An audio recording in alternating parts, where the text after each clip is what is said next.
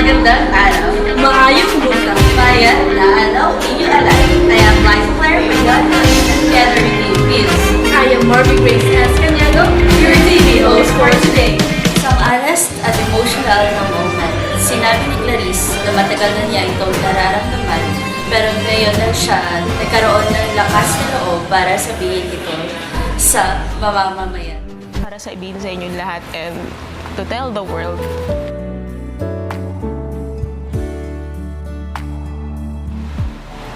that I'm not straight.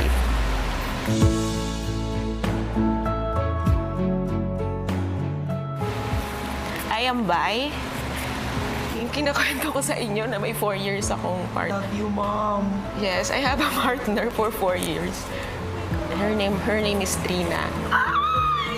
Love wins. Love wins. And hindi ko in-expect na masasabi ko ngayon dito. Wala na, lakas na ng loob ko para sabihin. Supporting naman ang karamihan sa mga netizens. Proud daw sila sa pagiging totoo ni Clarice at sa mga pag-represent sa LGBTQ+ community.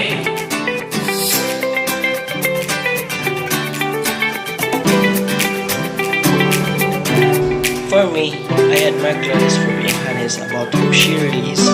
It takes a lot of courage to say something like, especially on national TV. Hindi madaling mag-open up ng ganong bagay lalo na kung alam mong may ibang tao na hindi nakakaintindi.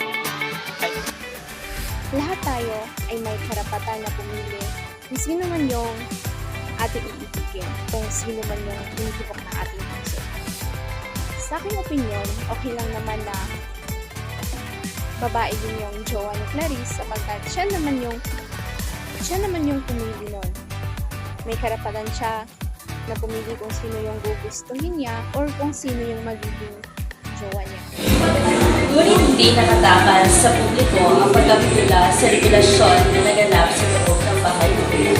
May mga saling reaksyon, hayag ang mga netizens.